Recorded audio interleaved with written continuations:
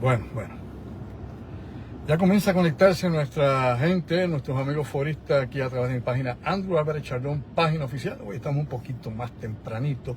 Estamos acá en el estacionamiento de Vaca Brava porque precisamente no recordábamos que hoy era el día en que se celebraba la fiesta, un poco tardía, ¿verdad?, de Navidad.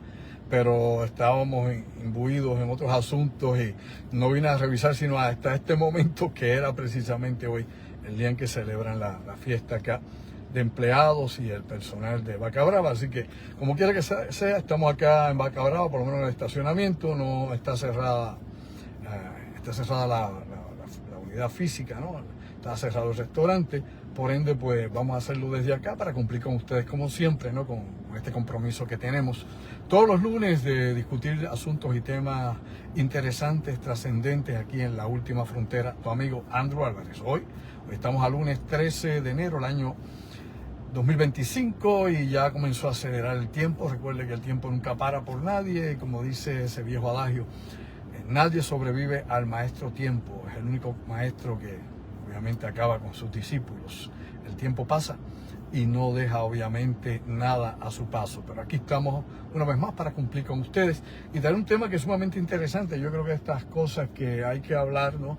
Porque es parte también de nuestras costumbres, nuestras tradiciones y culturas, aunque sea subyacente a las creencias religiosas del país, sea un principio el catolicismo, luego los protestantes, cuando llega con los Estados Unidos con la invasión de 1898, entonces llega junto con los militares de Estados Unidos, llegan también los primeros predicadores protestantes a la isla de Puerto Rico y empieza esa lucha, ¿no?, religiosa, teológica, ideológica, por ver quién capturaba el espíritu o el corazón de los puertorriqueños, sobre todo quién controlaba, ¿no?, la mente, la creencia y la idea de lo que era la fe en ese momento y que todavía perdura a los días en que vivimos acá nosotros en la isla. Ahora, esto es bien interesante porque, como dije, subyacente a todo esto, ¿no?, al catolicismo que había imperante en Puerto Rico en la época colonial española y luego la llegada del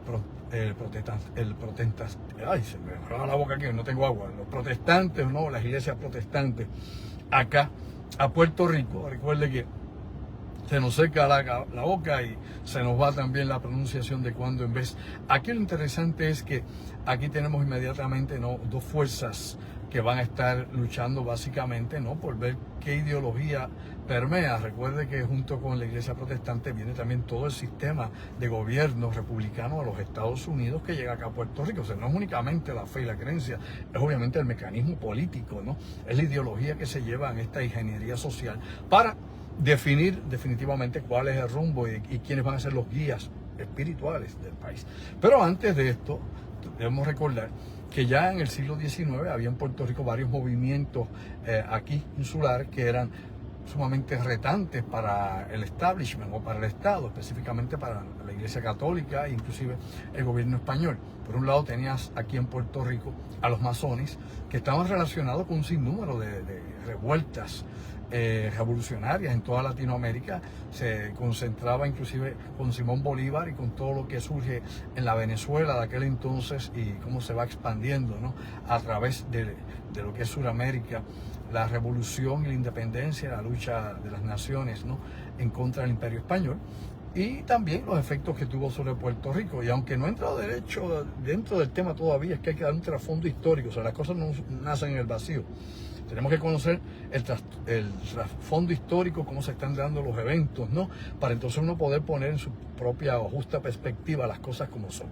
En aquel entonces llega a Puerto Rico un gran número, ¿no?, de venezolanos, como está ocurriendo en la actualidad, muchos que están saliendo, migrando fuera de Venezuela debido a la situación política de ese país y a la carencia económica y sobre todo el colapso social que se está viviendo en la Venezuela de Maduro. Ahora, en ese aspecto, en aquel momento donde se da la lucha revolucionaria, surge Simón Bolívar, surge Sucre y todos aquellos líderes militares que querían libertar a América, específicamente lo que era América del Sur y Centroamérica. Ya Estados Unidos tenía su propia lucha de independencia y ya se había logrado separar de Gran Bretaña, pero la cuestión aquí es que es interesante ver que todos estos que llegan a Puerto Rico, todos estos venezolanos que llegan y de otras partes, ¿no?, también de Latinoamérica, que se refugian en la colonia de Puerto Rico durante el Imperio Español, eran conservadores, ultraconservadores, católicos, apostólicos, romanos. Pero ya acá, como he dicho, especialmente ya en el siglo XIX, tenemos un gran movimiento masónico que había estado involucrado en todas estas revueltas que se habían dado no solamente en Sudamérica y Centroamérica, sino las que se habían dado en los Estados Unidos, comenzando por George Washington, que también era masón. Pero aparte de eso, había también otro movimiento que era un movimiento intelectual y filosófico en el siglo XIX, que era el espiritismo. Específicamente ese espiritismo que llega desde Francia, inspirado por León Hipólito de Nizar, ¿no?, que usaba el seudónimo de Allan Kardec, que había escrito varios textos sobre esto, desde el mundo de los espíritus, el Evangelio según el espiritismo y otros libros. Esto trajo obviamente una revolución ideológica de percepción, una forma o una nueva visión de lo que era el mundo, el universo, inclusive, ¿no?, esas manifestaciones espíritas que en aquel momento se estaban estudiando en Europa y que al llegar a Puerto Rico pues empieza a tener también su efecto, ¿no?, unido a las luchas que habían de independencia, a las ideologías políticas y sobre todo a esa transición que se iba a dar en la guerra hispanoamericana cuando Estados Unidos tomara Puerto Rico. Dicho eso, ¿no?, como botín de guerra, es interesante porque la mayor parte, si usted hace un estudio longitudinal, un estudio histórico y se va al archivo histórico de la biografía de los hombres ilustres de Puerto Rico, específicamente los del siglo XIX y principios del siglo XX, va a encontrar que muchos de ellos estaban relacionados con esos dos grupos, con los masones, por un lado, incluyendo mi bisabuelo, que era el alcalde de Guayanilla cuando entraron las tropas estadounidenses por allá por Guánica, y que era masón, grado 33, y por otro lado tenía usted entonces a los espiritistas, que practicaban el espiritismo como tal, ¿no? Y tenemos un sinnúmero de estos hombres de aquel entonces que lucharon en contra del colonialismo español, que pertenecían obviamente al espiritismo cartesiano específicamente. Como he dicho, todo esto hay que verlo en su contexto histórico y en su momento. Yo mencioné anteriormente que la obra más leída entre los grupos intelectuales de Puerto Rico a finales del siglo XIX eran las obras de Allan Kardec. Era todo lo relacionado con ese mundo de justicia espiritual y todo esto que se viene, ¿no?, descifrando, descodificando de acuerdo a la idea de los seguidores de Kardec. Ahora bien, ¿a qué viene todo esto? Pues bueno, esto viene a que aquí en Puerto Rico no existe el espiritismo puro ese europeo. En Puerto Rico se dio obviamente un sincretismo, como se dio también en Cuba, se dio en el Brasil, que son dos de los lugares, además de Puerto Rico, donde se practica más el espiritismo popular, ¿no? El espiritismo que tiene, como diría yo, una serie de características folclóricas extraídas precisamente de esa fusión entre los pueblos, tanto indígenas como los pueblos africanos que llegaron, ¿no?, acá al Caribe y a América. Aquí tenemos en Puerto Rico una gran influencia, obviamente afrocaribeña, en la práctica del espiritismo popular, en el uso, ¿no?, por ejemplo, desde las 7 potencias africanas hasta otras deidades que en la actualidad han sido incluidas, inclusive, ¿no?, en ese descriptivo que se da sobre la práctica del espiritismo, donde tú ves que hay personas aquí en Puerto Rico que te tienen a Changó, te tienen a Yemayá, ¿no?, te tienen a Huatalá, en otras deidades orichas, dentro de su mesa espírita. Aquí regularmente, si hacemos memoria, los que hemos estudiado esto, los que lo experimentamos en algún momento de nuestras vidas, en el pasado, en la década de los años 50 y 60, recordamos que aquí se practicaba la mesa blanca. Yo recuerdo la última reunión que yo estuve en una mesa blanca que tenía, ¿no?, esa tradición que venía espírita aquí en Puerto Rico, fue para allá, para 1978. Luego pude compartir con el doctor Flavio Acarón, ¿no?, el doctor Flavio Acarón, que fue decano del Colegio Mayagüez de Ingeniería dentro del Colegio Mayagüez de la Universidad de Puerto Rico. Él obviamente dirige o ha dirigido varios centros espíritas, tanto en Cabo Rojo como allá en Mayagüez, y el centro espírita más antiguo de Puerto Rico está precisamente allí en Cabo Rojo, y luego está el de Mayagüez. Estamos hablando de centro espírita del siglo XIX. Luego tenemos otro muy antiguo que está en Ponce, que es Lumen, y así podemos buscar varios centros espíritas en Puerto Rico, como la Casa de las Almas acá en Santurce, o como era Surcos, por ejemplo, en la calle Mayagüez, allí en Atorrey, que son centros espíritas que tenían ya 70, 75 años de estar establecidos, algunos cientos de años, como he dicho, desde el siglo XIX. Todo eso es parte del trasfondo histórico, cultural, social de Puerto Rico. Como he mencionado cuando he hablado de este tema en otras ocasiones, el espiritista era el psiquiatra del pobre. Hay estudios, inclusive en la Universidad de Puerto Rico, dentro de la Facultad de Sociales, en Antropología e incluso en Psicología, donde se describen las tesis que están allí, que están en reserva en la Biblioteca Lázaro, en la UPR Río Piedras, donde usted puede encontrar varios trabajos de investigación sobre el espiritismo en Puerto Rico en esos años 50, 60, 70, donde había prácticamente en cada barrio de Puerto Rico, oiga y oiga bien, había un centro espírita, me explico, había una mesa espiritista en cada barrio de Puerto Rico, básicamente, pero a la misma vez que eso surgía, una vez llegando los pastores protestantes, ¿no?, y estos predicadores a Puerto Rico, pues se da se da un cambio, ¿no?, una metamorfosis en muchos de estos barrios en Puerto Rico.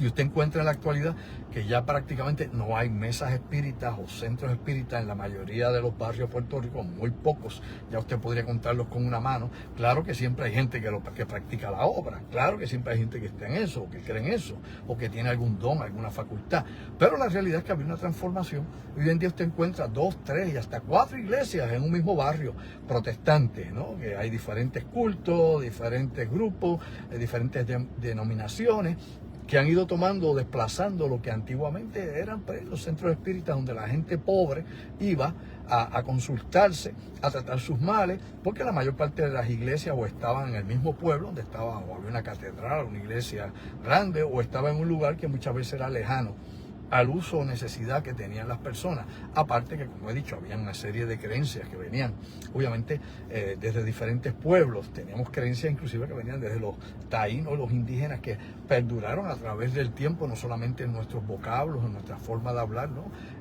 algunas palabras que tenemos todavía del antiguo arahuaco o de otras lenguas, sino que también tenemos influencia africana que llegó a nosotros. Y específicamente he explicado, una vez se da la revolución de los Castro, la revolución cubana, ya en 1959, comenzando los años 60, empiezan a llegar a Puerto Rico no solamente santeros y paleros, sino también mediunidades, medium. Empiezan a llegar medium espíritas porque también se practicaba en Cuba. Así que tenemos unas migraciones desde el punto de vista antropológico que han ido, ¿no?, creando todo ese folclore mágico y todo ese ambiente que hemos tenido en Puerto Rico para la práctica espírita. Ahora bien, en Puerto Rico yo he conocido a través del tiempo, y aquí vamos a las experiencias personales, las anécdotas que podemos compartir con ustedes, dado ya eso de trasfondo en un momento dado, ¿no?, que obviamente han mantenido la tradición de la práctica espírita, y para esto usted no necesariamente no tiene que ser un medium o una mediunidad, usted no tiene que ser un sensitivo. De hecho, muchas de las personas que practican la filosofía espírita no describen ningún tipo de facultad, ningún tipo de facultad psicocinética, extrasensorial. Yo he ido a escuelas espíritas en Puerto Rico, desde las de Caldera, de Joaquín Trincado y otras más que hemos visitado, como la del doctor Fabio Acarón y otras más, donde usted se da cuenta que mucha de la gente que participa allí no tiene ningún tipo de facultades psíquicas o espirituales, es decir, por lo menos que se puedan expresar esos dones. Sí vemos siempre que hay una serie de dotados. Estos dotados pues son los mediums que utilizan allí, ¿no? Este medio o este intermediario entre el plano de los espíritus y el plano físico material de nosotros acá, los encarnados, siempre utiliza diferentes facultades o habilidades que cada uno de ellos puede tener. Hay medios que obviamente son sumamente, ¿cómo diría yo?, de amplio alcance, ¿no? Y por decirles de alguna manera, ¿no? Amplio alcance quiere decir que es una persona que puede hacer la llamada escritura automática, puede ver el desencarnado, puede hablar, o como dicen ellos, pasar el muerto, que realmente no lo pasan, realmente el desencarnado irradia, ¿no?, una zona específicamente cerebral o un área, ¿no?, de la percepción psíquica de este medium, donde pues transfiere la información y la comunicación se da. No es que posee el cuerpo el medium, eso es un error, y es una idea que se tuvo hace mucho tiempo atrás, y según ha evolucionado la investigación espírita, pues se sabe que el espíritu no toma a la persona. Claro, es un caso muy diferente a las posesiones demoníacas, de los djinns y otro tipo de entidades no humanas, pero eso es otra discusión. Ahora, aquí es bien interesante porque yo he podido ver de todo, he visto estos medios, como he dicho, que tienen un amplio espectro psíquico, escriben, escuchen, ¿no?, tienen un tercer oído, pueden ver, pueden hablar, pueden entrar en diferentes grados de trance donde pues manifiestan, ¿no?, aparentemente información que le transmiten desde ese otro plano de existencia, de esa dimensión paralela. Dicho eso, para los que estudian esto, los que les interesa el tema, los que creen, ustedes pues no tienen que ser un creyente espírita. Yo por muchos años sí participé y compartí con esto, y esto me ayudó obviamente desde adentro a investigar, y lógicamente pues respeto, ¿no?, las creencias de cada persona, de cada individuo y de cada grupo. O sea, uno no puede creerse dueño de la verdad infinita, o el elegido de Dios, o el profeta, que ya no hay profetas, porque los profetas terminaron con Jesús. Si usted conoce teología, el Cristo es el último realmente comunicador directo con Dios y el Espíritu Santo. Eso que se llaman para el profeta no lo son. Así, para que usted vea cómo juegan con la cabeza de la gente y con la ignorancia de la masa. Ahora, aclarado ese puntito por aquello de dar lo suyo, esto también hay que clarificarlo, ¿no? Hay personas que tienen dones espirituales y no son espiritistas. Me explico, ¿no? Es un medium. Tiene un fenómeno mediunímico, ¿no? Tiene esa capacidad de percepción extrasensorial que le permite ver cosas. Yo he conocido gente así, que ve aparentemente desencarnados, que puede ver otras fuerzas en esos otros planos astrales, tanto bajo como alto, y que las pueden describir sin practicar ni leer a Allan Kardec, ni a Joaquín Trincado, ni a ningún maestro en particular que quiera seguir de dirección. Aquí en Puerto Rico yo he conocido mediums dentro de la práctica espírita, como otros, como he dicho hace un momento, que están fuera de esa práctica, pero que tienen las facultades. Punto. Eso no se le puede quitar. Aquí hubo gente, por ejemplo, como doña Ana Berríos, en el área, esta área de Cupé, cerca de lo que actualmente es San Geraldo y esa zona ahí. Esa señora tuvo un centro espírita por muchísimos años, como por 35 años. Ella dio su cambio material, el mundo espiritual, para allá a principios de los años 70, dio su transformación. Yo recuerdo que esta señora tenía visiones también marianas, es decir, no solamente decía ver espíritus, sino que aparentemente tiene una comunicación, según ella dice, yo se lo vendo al costo, con estas fuerzas espirituales, específicamente llamaba a la Virgen María, que de hecho en su casa, en su residencia, vivía una de las niñas que fueron de los que estuvieron allá en Sabana Grande, ¿no?, de los videntes de Sabana Grande. Una de esas niñas vivía en casa de doña Ana Berríos. Claro, cuando yo conocí a esta niña, ya era una mujer de 20 y pico de años. O sea, yo no soy tan... Yo era todavía nacido cuando apareció la Virgen de Sabana Grande. Pero bueno, conocí a esta muchacha, yo siendo un niño, que ya era una mujer joven. Y estas experiencias, pues ellos las entrelazaban entre el mundo de la percepción de los mediums, con esto de los videntes que podían ver a la Virgen o otras entidades santificadas por la iglesia, etcétera, etcétera. Y era muy interesante porque se da esa simbiosis espiritual, por llamarla de alguna forma. Se daban oraciones, se usaban las oraciones que se usan obviamente en el catecismo, se usaba la Biblia, se usaban todas las herramientas. Pero entonces, por otro lado, se usaban los libros de Allan Kardec también, y se analizaba o se interpretaba lo que un sacerdote o un pastor dice desde un punto de vista. Esta gente con las mismas palabras lo interpretaban desde otro punto de vista, probablemente más amplio en el sentido del mundo de los espíritus. Me estaba curioso porque yo conocí allí sacerdotes que iban allí. Había un sacerdote apellido Cortina, este sacerdote español, participaba en esas sesiones espíritas y era católico, apostólico, romano, y daba la misa. Y allí estaba practicando el espiritismo, cosa que obviamente es anatema, cosa que ya usted sabe es condenado por la iglesia misma. Conocí también a monjas, por ejemplo, una monja que era Sor María Contres, que también iba esta monja a otras reuniones, no a la de doña Ana Berríos, pero iba a otras reuniones, recuerdo yo muy bien, específicamente en la región de Yauco, cerca de Sabana Grande, y esta monja también visitaba obviamente el santuario que había la Virgen allá en Sabana Grande y hacía todo lo que tenía que hacer en la iglesia, y entonces iba a estas reuniones espíritas. O sea, que usted veía curas y monjas metidos en el espiritismo, cosa curiosa, ¿verdad? Claro, usted le dice esto a un pastor protestante y le dice que son hijos del diablo, que esto es Satanás, que esto es la maldad, pero ¿sabe qué? También aparecían protestantes en estas reuniones, y eso es lo que a mí me estaba curioso, de que yo era muy niño, hasta obviamente en la actualidad, ya uno adulto ya, y con la madurez y el conocimiento que pueda servir tal vez a uno de guía, uno empieza a analizar la presencia de pastores protestantes, de curas y monjas en reuniones espíritas, donde se hacían estas sesiones, donde se consultaba a los muertos, que se supone que eso es tabú, que eso está prohibido, ¿no?, según el Evangelio, y usted empieza a preguntarse por qué se daban estas cosas. Era interesante porque mucha de esta gente lo que sí expresaba, yo recuerdo, que había una gran insatisfacción en la explicación, en la forma o la manera en que se trataban las fuentes espirituales o en que se trataba, ¿no?, cómo trabajar con ese mundo espiritual. Que había muchos casos que se declaraban como posesiones satánicas y otros que se declaraban como pues algo que no podía la iglesia trabajar, que tal vez era alguna condición mental y se requería que tal vez un psiquiatra o un psicólogo trabajara con ella.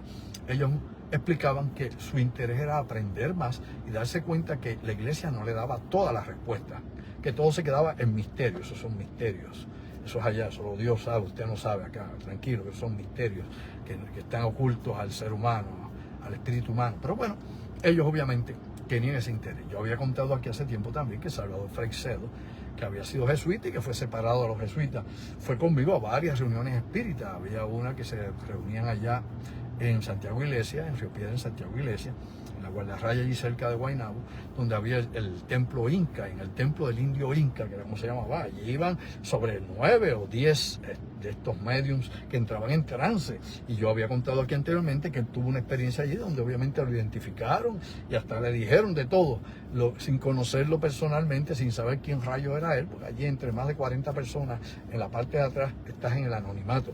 Y ahí pues fue una experiencia donde nuevamente otro más, que era en este caso un jesuita, en ese entonces estaba todavía relacionado de alguna forma con la iglesia, no estaba ya como en sus últimos años, o las últimas 3 décadas que estuvo totalmente divorciado de la iglesia. Ahí te das cuenta nuevamente cómo siempre hay este tipo de interés por descubrir ese mundo oculto que las religiones a veces nos mantienen alejados, que son cosas del diablo, son cosas que no se deben ver, no deben cosas para acá, no consulte muerto, no consulte aquello. Bueno, yo respeto de nuevo lo que el que quiera seguirlo, obviamente la teología cristiana o la que sea, ¿no? El que quiera seguir los dogmas o lo que quiera seguir, ¿no?, las enseñanzas como se las dan. Y también respeto al que quiera obviamente investigar más allá de lo aparente y penetrar en esos mundos ocultos o distintos.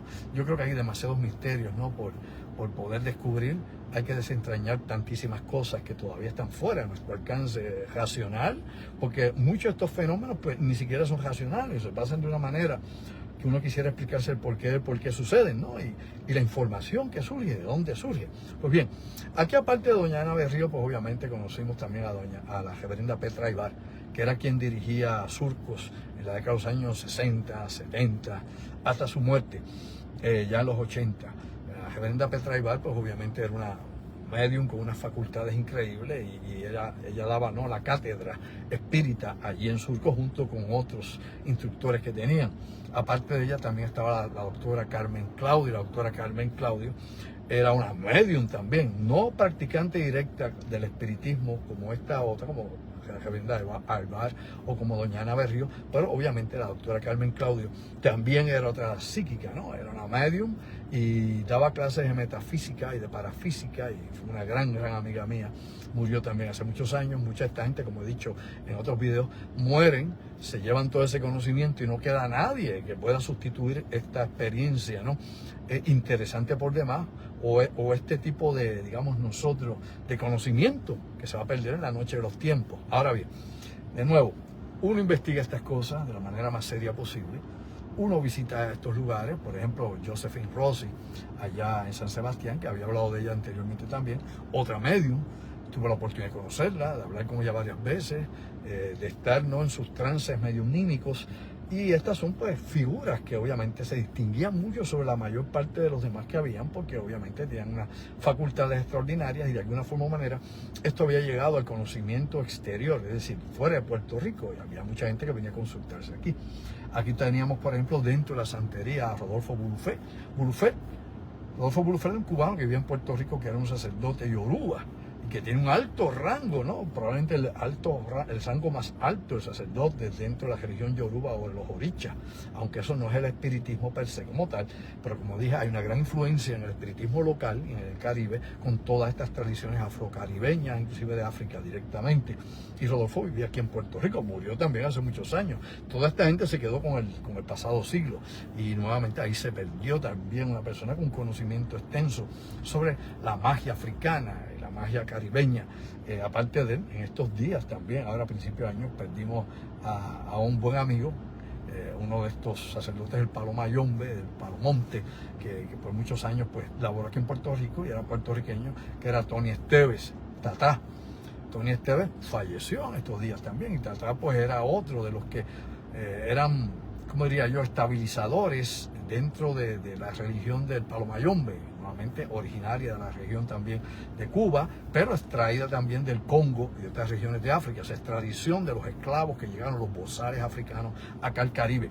Todo eso se impregna con nuestra cultura. Esto no es cuestión que si es del diablo, que si eso, qué sé yo, son herejes, que si aparte es hereje o esto es del diablo, pues nada, que no son paganos. Aparte de todo eso, eso es parte del estudio sociocultural de los pueblos del Caribe y de Centro y Suramérica. O sea, eso está ahí en todo ese folclore y tradición, nos guste o no les guste, lo como quiera que lo quiera ver, es parte precisamente de la sociedad y la cultura de los pueblos del Caribe y de Centro y Suramérica, aparte no de la influencia indígena que hay, la magia, el uso de hierbas y tantas cosas más que se han heredado tanto en Centroamérica como en Sudamérica, desde Perú, Bolivia, Ecuador, Brasil, Colombia, Venezuela, donde usted tiene desde chamanes definitivamente y tiene todo tipo de sanador espiritual que ahí labora, y esto lo he explicado en otros programas donde hemos detallado algunos de los que son más conocidos en estas regiones del mundo. Ahora bien, muchos más, había muchos más mediums. Aquí hemos visto mediums en Puerto Rico, prácticamente en toda la isla, desde Loíza hasta llegar a Fajardo, a Mayagüez, a Aguadilla. Bueno, tuve la dicha, ¿no?, en los años 60, 70, hasta principios de los 80, de poder haber visto tal vez 40 o 50 de ellos en diferentes lugares, elaborando de cierta forma, tratando de utilizar más o menos, ¿no?, diríamos nosotros, un protocolo, usando obviamente los libros de Allan Kardec, aunque incluían la Biblia, los libros de Allan Kardec y otros libros más, hasta la regla de Ocha, o sea, de todo. O sea, aquí te veía ese sincronismo, esa fusión nuevamente de todas estas creencias. ¿Funciona o no funciona? Bueno, es relativo, ¿no?, a la fe, como he dicho, o a lo que usted cree. Yo veo gente que dice que le funciona, hay gente que lo hace, inclusive había mencionado en otro de estos capítulos que yo hago aquí de La Última Frontera, que dentro del bajo mundo, ¿no?, dentro de estos individuos que dirigen pandillas o carteles, muchos de ellos tienen trabajos espirituales, muchos se lo hacen con paleros, algunos se lo hacen con santero, aunque como ya he dicho, el palo monte o el palero trabaja con el muerto y trabaja de noche. Este es el que invoca muerte, este que brega con el varón del cementerio, al igual que lo hace el vudú haitiano, al igual que lo hace el gagá de República Dominicana, pero entonces tiene la santería, que no es Palo Mayombe, que no es gagá, ¿okay?, que no es vudú, ni es espiritismo. Los Yoruba, ¿no?, que es el pueblo que practicaba obviamente la religión de los orichas, que los orichas son las deidades, los dioses africanos, obviamente tenían otro tipo de visión, y se supone que son luz, es decir, que no hagan trabajo de daño. Usted oye que no, que un santero le hizo un trabajo para hacerle mal, eso es mentir. Ese tipo no es un santero, ese tipo es un charlatán o un impostor, o la gente no sabe ni siquiera con quién se está consultando cuando pagan para consulta. Y me explico para que esto quede meridianamente claro. Palo Mayombe trabaja en la noche al muerto, y este hace trabajo de brujería, tanto, como diría yo, negativo o malo, como desde obviamente matar a una persona, sacar a una persona en medio, y todo lo que usted puede imaginarse. Ahí no hay sentimientos sobre esa prenda, como decía, ¿no?, Tatá hace mucho tiempo, cuando yo visitaba su templo y aprendía como antropólogo, aprendiendo de todos estos pueblos y de todas estas creencias y todas estas ideas de estos grupos. Por otro lado, a los muchos santeros que yo he conocido, obviamente, ¿no?, que sí tienen siguen las reglas, que sí siguen obviamente los fundamentos, que sí siguen la enseñanza como tal, no hacen trabajo para maldad, no hacen trabajo para muerte, no hacen y el trabajo se hace de día y se hace con deidades, no con muertos. Aclarado eso, ¿no?, desde el punto de vista antropológico, de enfoque de estas religiones, no viéndolo desde el prejuicio que usted tenga como cristiano, protestante, católico o budista, o lo que usted quiere hacer, no viéndolo desde ese punto de vista prejuiciado y sin saber un pepino angolo de la cosa. Simple y llanamente uno tiene que saber separar el grano de la paja y saber que es una cosa, que es otra y que es otra. En Puerto Rico, como he dicho, hay muchísimos santeros. Hay gente que dice ser santero y no lo es. Lo que tienen es nuevamente un sincretismo o un berenjenal de cosas para sacarle chavo al más tonto, el que le quiera pagar por disque trabajo, ¿no?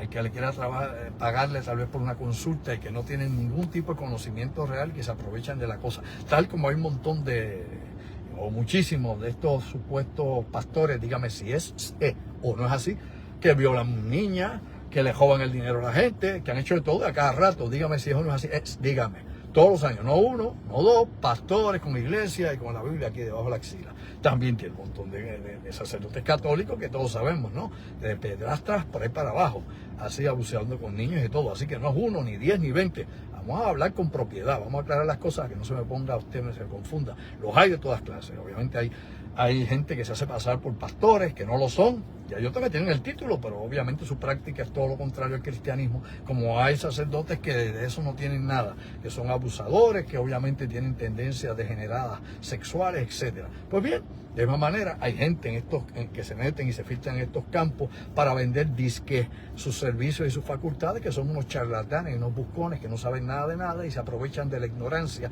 del que está necesitado para sacarle dinero. Y eso hemos visto muchísimos por ahí. Disque mentalistas, espiritistas, qué sé yo, el nombre para psicólogos, se le ponen el nombre que le da la gana, y cuando usted los va a ver o los investiga o va obviamente a su consulta, se da cuenta que no son nada, que son unos falsantes. Aclarado eso para que nadie se llame a engaño. Obviamente, de nuevo, hay que hacer la separación. Hay gente con facultades, hay gente que sí tiene este tipo de habilidades o de condición psíquica. Por eso es que tradicionalmente en Puerto Rico, y mastiquemos con las neuronas, los que practicaban la obra, como se le llama en el círculo espírita, no cobran por ella. Lo sabes, ¿verdad? No cobran. O sea, ellos tú lo consultas, te ve lo que vas a la sesión espírita, vas a la mesa blanca, vas a donde sea, pones la fuente de agua, se despojan, todo lo que usted quiera. Allí le hacen a usted sus despojos de saumerio, lo que usted quiera. Pero esa gente no le cobra a usted, no le cobra. Esa es la gente que no cobra porque por la obra, que era como tradicionalmente se practicaba en Puerto Rico. Con los años, pues empezó a buscar dinero y a cobrar. Primero porque los santeros siempre han cobrado. Vamos, hombre, claro que sí. Y los paleros también cobran. Desde Cuba, desde siempre que ha aparecido, ¿no? Cobran por su trabajo. En el vudú se cobra también. Todos cobran. Al llegar esta gente acá y venía esa fusión que te menciona, ese sincretismo, pues obviamente la gente empezó también a tratar de vivir de eso y a cobrar algo. ¿O acaso el pastor no cobra? ¿O usted es tan boludo que cree que no? De verdad, hombre, despierta, durmiente. Cojo el diezmo y mucho más. Yo estaba en la iglesia protestante, yo estuve en la iglesia pentecostal cuando era joven, yo he visitado todo esto, a mí nadie me tiene que contar cómo es una cosa y la otra, yo he estado en ella, estudié hasta en una academia bautista, o sea, yo he corrido por toda la cerca y la meca, como dicen, como investigador y como también experimentador de estas cosas. Y claro, no solamente le daban el diezmo, sino cada vez que había que hacer una colecta porque el carro estaba dañado, necesitaba algo, se hacía, aparte del diezmo. Así que no cobra, claro, y vive muy bien, y no tiene que pagar, ¿qué? No tiene que pagar contribuciones por la propiedad, no tiene que responder por ese dinero, o no lo sabe. Y usted sí, que es el que trabaja, y yo también. Ellos no, esa es la verdad, le gusta al que no, claro, ni tampoco los curas. Pues bien, es un buen negocio poner la carpa y poner la lata para recoger chavo en la luz. Pero bueno, para no ponernos así wild, ¿verdad? Y que la gente no se ofenda, su sensibilidad, porque todo el mundo cree que su maestro es mejor que el de los demás, o que su fe es mejor que la del otro, o que su religión es superior, o que es la escogida y que él es un escogido. Todo el mundo anda en ese tripeo, ¿no? En ese complejo mesiánico de que a mí es que me van a liberar. De nuevo, estos fenómenos de los mediums se dan en todo. Entre los protestantes se dan. No, que el Espíritu Santo habla a través del hermano tal, que el hermano tal habla en lenguas. No, que el hermano, mira el hermano, empieza a danzar en el Espíritu. Es lo mismo que se da en las sesiones espíritas. ¿Lo sabía? Pues claro, yo he investigado esto y no soy el primero que lo investiga.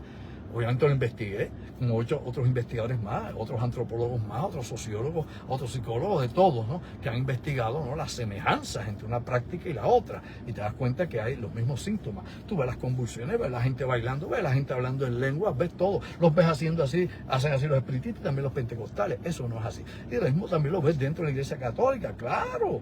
Lo ves dentro de la Iglesia Católica.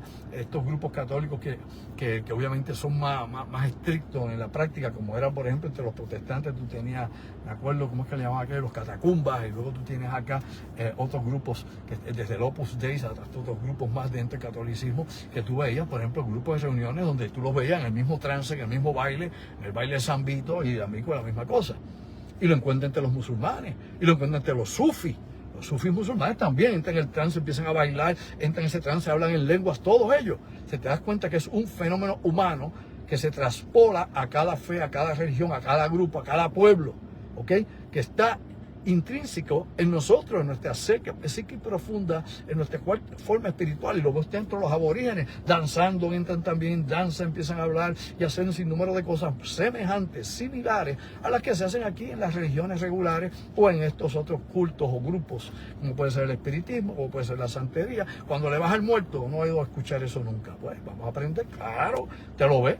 En el palo usted le baja al muerto y empiezan a hablar en lengua y empiezan también a revolcarse la misma cosa. Usted los ve bailar, brincar de un lado a otro y se da cuenta que son los mismos síntomas. Ah, no, lo que pasa es que el mío es el de Dios, el de aquel es el del diablo. Y así se pone la gente con pequeñeces porque no entienden realmente lo que está dándose, cómo se está procesando este fenómeno que nuevamente viene a través de la psique profunda del ser humano, el inconsciente profundo, y cómo estas fuerzas, obviamente, del interior y del ulterior también se manifiesta y se conecta. Así que bueno, como he dicho, hay mediums en todas las religiones. En todas las religiones, si usted busca, hay siempre alguien que es vidente, alguien que ve, que puede ver el futuro, puede predecir el futuro, es clarividente, lo va a ver entre musulmanes, entre budistas, entre hinduistas, entre shaoístas, lo va a encontrar obviamente entre cristianos, como he dicho, y todos estos pueblos, y entre aborígenes, y en todo tipo de religión y práctica mágico-religiosa, lo va a ver.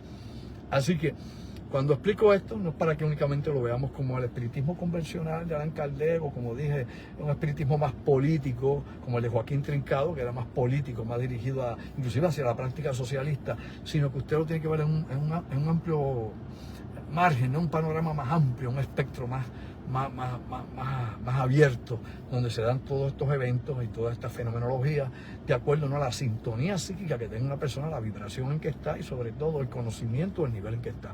Cada cosa se manifiesta de acuerdo al conocimiento que usted tiene, lo sabe.